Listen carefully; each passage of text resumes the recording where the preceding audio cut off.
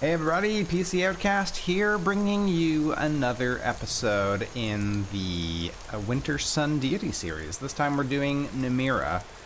Now, we all know NAMIRA is about, like, the Lord of Decay and not disease, Decay, Wretchedness, and she embraces cannibals in particular. NI's Wintersun adds some poison to that, so NAMIRA herself is resistant to poison. Being a follower causes poison resistance of everyone within 40 feet to be reduced. And as a devotee, poisoning a person or putting a human heart or flesh into their inventory attracts insects, reducing armor by a percentage and dealing disease damage. Now, that last part about the disease, I decided not to lean into that because we're going to be doing a disease build for Periite anyway. So I leaned heavily into poison, and it actually works pretty well.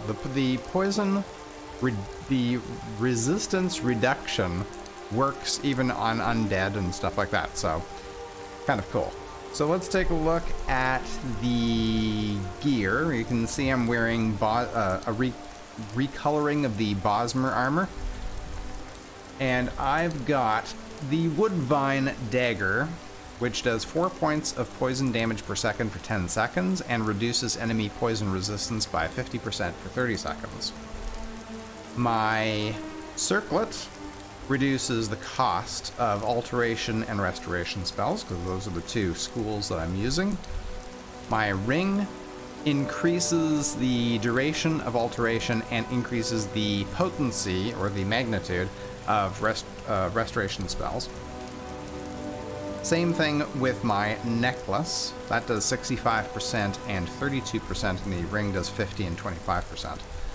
The armor also reduces the cost of alteration and restoration spells. The boots fortify stamina and stamina regen. The gauntlets do the same thing for magicka, and then we've got a cape which can't be enchanted that I could find with anything, but it does give us some armor rating. In fact, our armor rating is 375 despite our armor not being smithed up at all, which is kind of cool. I also have the Ring of NAMIRA for feeding, which would give us an increase in stamina, but we're already getting the stamina from some of our other stuff. And I'd prefer to have alteration, restoration stronger and more effective. I've also got some poisons. I think I'll throw maybe that one. Oh, am I already poisoned? No. Oh, I gotta equip it. Let's just do that before we do the combat part. I think that'll be good. Reducing armor rating is usually a good thing to do.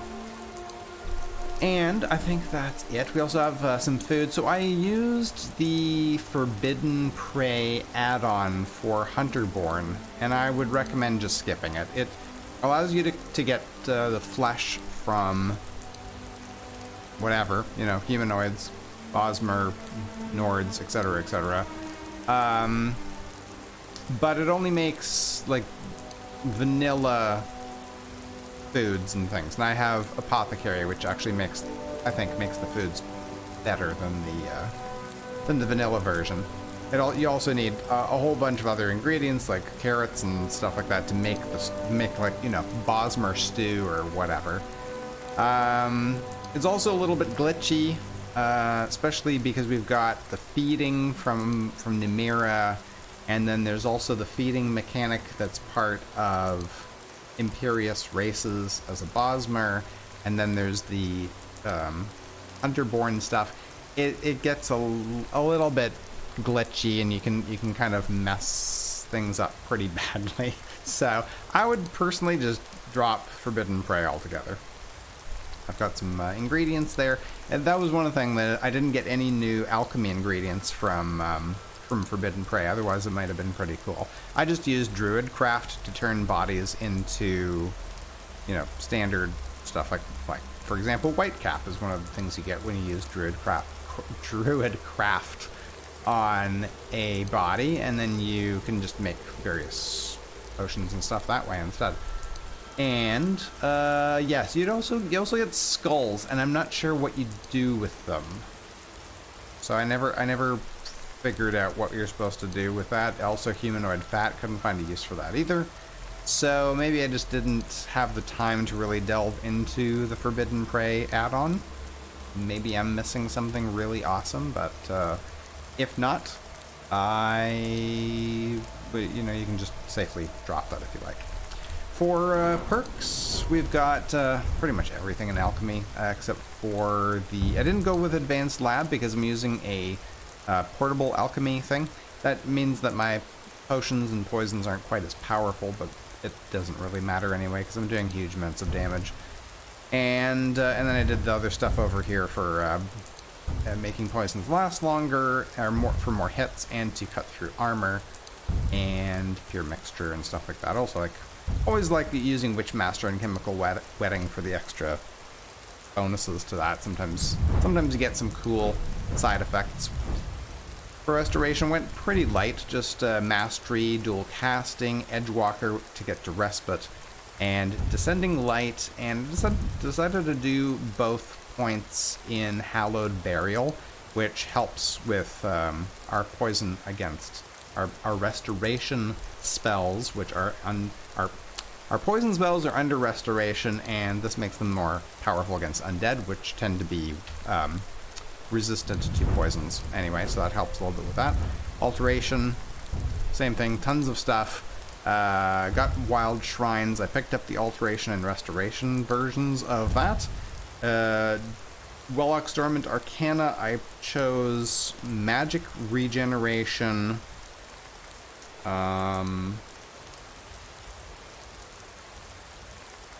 Right, I can't remember the other ones. Magic Regeneration's one of them, though. And it applies to an Armor Cloak. And Intuitive Magic, I just got the first one for the early part of the game so that I was able to cast things like Healing and Poison Spray from the Mysticism mod for free when I didn't, when I didn't have a lot of Magicka. For attributes, I took Stamina, and for resistances, I think I picked up Frost and Fire, and then we got Energy Royal. I always like to be able to grab these Spellblade side perks because I don't always get a chance to use them. So whenever I get a chance to, I do. Block, I grabbed 2 there. I didn't really level up block all that much, but it was nice early on before I was doing a lot of damage. For one-handed, I decided not to go up the dagger tree just because I didn't want to add bleed to the poison. I wanted to focus mostly on poison. But I did grab Furious Strength and Disciplined Fighter to do a little bit more damage and save on some stamina. And light armor. Went all the way up to the top of the tree, which is somewhat unusual. But yeah, grabbed all the stuff that makes it more powerful, and initiative's nice. Initiative plus Descending Light means that when you enter into combat for the first 10 to 15 seconds, you're regenerating magic and stamina faster than you can use it up. And I also grabbed all the fight or flight and survival instinct stuff so that if I get hit, I get stamina regeneration and speed enhancement and all that kind of good stuff, so that's all great. I didn't bother putting anything to speech, but I did level it up quite a bit selling things. So there you go. I think that is that. I did. So I have the boost to Magicka. Let's see, we have 50 to Magicka and 50 to Stamina, and then from the enchantments, and then I got another 50. Now that doesn't make sense. I must have done Magicka for alteration, for the alter self, because otherwise I'd have more stamina than this. Anyway, so then I put a few points into stamina, probably about 10 points altogether, like 10 levels into Magicka, and the rest into health. And I think that's it. Any other things? I also What stone did I take? Tower stone. So Tower stone leans a little bit into the cannibal side. The reflect damage, the idea is that she's basically biting people when they come within melee range, so they take damage. So yeah, that was the idea with that. We also have wild senses. That's part of being a Bosmer. Yeah, fire and frost resistance there. Does it show me? It is stamina. 50 stamina. Man, I must have put almost no points into stamina at all. 3. Wait a minute. I'm miscalculating. So you start out with 100, roughly. 50 comes from the enchantment. Another 50 comes from alter self, and then the other 30 is from points going into it. So there we go. All right. Now that we've got that clear as mud, let's go do some combat against one of our favorite nemesises. Nemesi. Robber's Gorge.